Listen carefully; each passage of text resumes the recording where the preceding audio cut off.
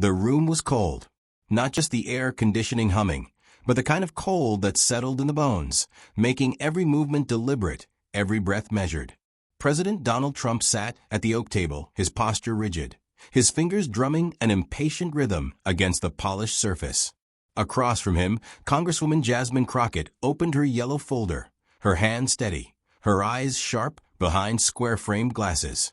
Every detail about her, navy blazer, crisp white shirt, neat manicure, projected authority, but not arrogance. She was calm, focused, precise, the kind of precision born from years of courtroom battles, of standing up against entrenched powers, of fighting for truth when no one else would. The air in the hearing room seemed alive with tension. The hum of the air conditioning, the faint scent of cold coffee, the subtle warmth radiating from cameras all blended into a sensory backdrop that heightened every small movement. A phone vibrated, quickly silenced. Journalists leaned forward, congressional aides typed furiously on tablets, and advisors whispered into important ears. Yet, despite all the noise, when Crockett's voice cut through the room, it was a scalpel, sharp, precise, undeniable. "I would like to present as evidence document 457B, she began, her tone calm but authoritative. "A report from the Comptroller General, requested by this committee 6 months ago."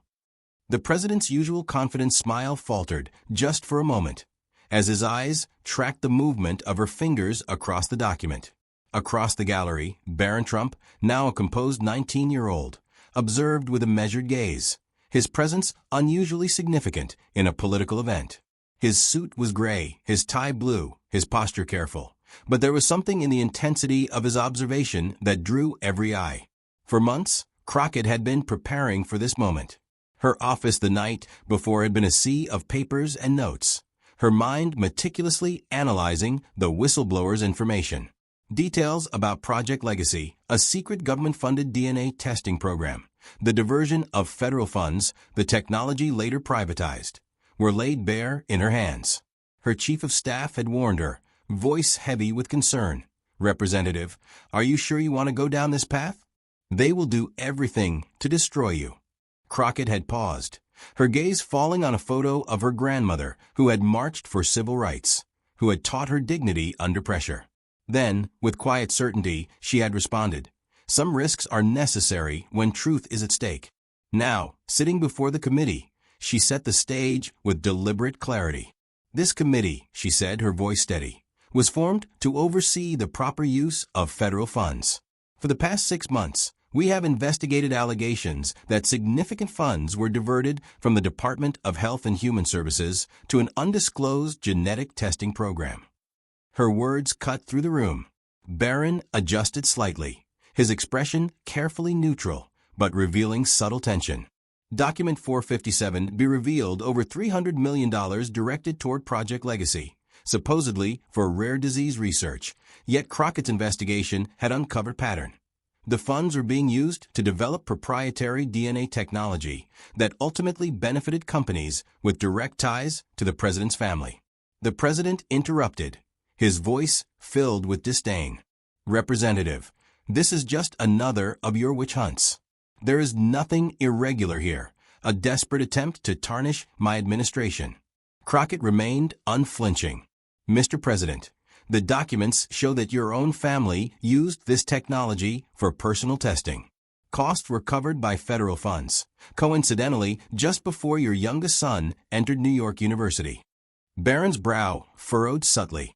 His face, often carefully cultivated, betrayed a spark of recognition, a hint of disbelief. The president's confidence wavered, just slightly, his voice brushing with defensiveness. "Then you deny that Project Legacy conducted advanced genetic tests on your son using technology developed with federal funds, later sold to your private biotechnology company for a fraction of its real value?" Barron opened his leather portfolio, extracting documents with careful precision, verifying details that the room held its collective breath over. Crockett's demeanor remained calm, the same steady precision she had cultivated over years in courtrooms and legislative battles. "Mr. President, records show $17 million in federal funds specifically allocated for advanced genetic compatibility testing. coinciding exactly with your son's medical exams for university admission. The room went silent, a silence so absolute it seemed to bend time itself. Journalists paused mid-note. Staffers held their breath. Even the air conditioning seemed to fade into the background as the truth began to settle like an unseen weight. Crockett, ever composed, softened her tone subtly as she addressed Barron directly. "Mr. Trump, I am aware that you may not have known about the misuse of these funds. My investigation is not about exposing you personally, but about illuminating a system that allows privileges like this to remain hidden from the American public." For the first time, Barron seemed to see her not as an adversary of his father, but as someone extending a rare, honest bridge across the political abyss. President Trump, trying to regain control, dismissed her as fantasy. "My son earned his place at the university on merit, as he has earned everything in his life. My family doesn't need help from the government." Crockett, calm as ever, responded evenly. "Interesting, because financial records indicate Project Legacy funded these tests and coincidentally made a substantial donation to the university the same month your son was admitted." Barron's gaze met Crockett's. A silent communication passed between them, a recognition of honesty, a spark of respect for precision. Crockett methodically laid out the evidence: financial records, internal emails, security memoranda, and government authorizations. Each revelation was a deliberate stone, constructing an edifice impossible to ignore. The president's tone grew condescending. His usual bravado began to crack. Barron, for the first time, intervened. Rising slightly, he addressed Crockett. "Representative, I have evidence relevant to this investigation." His voice was firm, surprisingly mature. He detailed how his own genetic profile had been used not only for admission advantages, but also for specialized treatments now privatized under the family company. He held documents, displaying them for all to see. President Trump tried to interrupt, but Barron persisted. "I was not aware my university admission involved technology developed with federal funds. I did not know our family acquired this technology for private use. I only discovered this recently, and I believe the American public deserves to know the truth." The tension in the room was nearly unbearable. The narrative, tightly controlled by the president for years, was slipping. Every journalist, aide, and congressperson in the room sensed a historical moment unfolding. Crockett guided the moment with skillful precision, asking questions that allowed Barron to articulate his moral perspective, distinct from his father. He spoke of meritocracy, fairness, and accountability, framing the misuse of public funds as an ethical violation, not just a political conflict.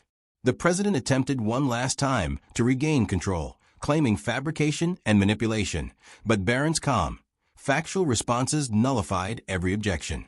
The room held in suspended disbelief as documents were laid bare, connections made, and the gravity of public funds exploited for private gain revealed. Crockett concluded with a calculated, piercing question. "Mr. President, did the advanced genetic tests reveal information you preferred to keep confidential, information that could affect public perception?" The president's expression froze. Barron, poised and resolute, revealed the details: a rare genetic variation, advanced cognitive abilities, conditions requiring specialized treatment, and proprietary technology developed with taxpayer money. His declaration was clear, moral, and unassailable. "Privilege isn't who has much, but who takes much of what belongs to everyone," Barron said. The room absorbed the weight of those words. Crockett, recognizing the historical significance, addressed the committee with moral authority. "Today is not about partisan triumph. It is about accountability, transparency, and the courage to face inconvenient truths, especially when they challenge our own privileges." The hearing ended, but the ripple effects spread nationwide. News networks replayed the climactic moments. Social media exploded with hashtags like #InconvenientTruth and #ProjectLegacy. Analysts debated, citizens questioned, and a conversation about privilege, public funding, and ethical access to technology emerged. In the weeks that followed, Project Legacy underwent a complete review. Barron announced the formation of a foundation to ensure publicly funded medical technologies remained accessible. Congresswoman Crockett joined as a consultant, ensuring marginalized communities were represented. Universities, workplaces, and communities nationwide began debating access and accountability. 6 months later, Project Legacy was redesigned, ensuring transparency and public accessibility. Barron's foundation had already aided hundreds of families. Congresswoman Crockett's meticulous, dignified approach had become a model for leadership rooted in systemic reform rather than partisan advantage. Barron, continuing his studies, became a living symbol of integrity, demonstrating that those born into privilege could choose a path that serves the greater good. Congresswoman Crockett's legacy, beyond politics, was moral, showing that truth delivered with precision and dignity can transform systems, inspire the public, and redefine the conversation around accountability and privilege. The final lesson was clear. True dignity is not in denying privileges, but acknowledging them and using them to create a fairer system for all. This was the enduring truth from that extraordinary moment, an enduring message that reverberated across the country and would continue to shape conversations for years to come. And yet, the story doesn't end here. What comes next, the deeper revelations, and the personal transformations are in the next video, ready to challenge perceptions and inspire change like nothing else this week.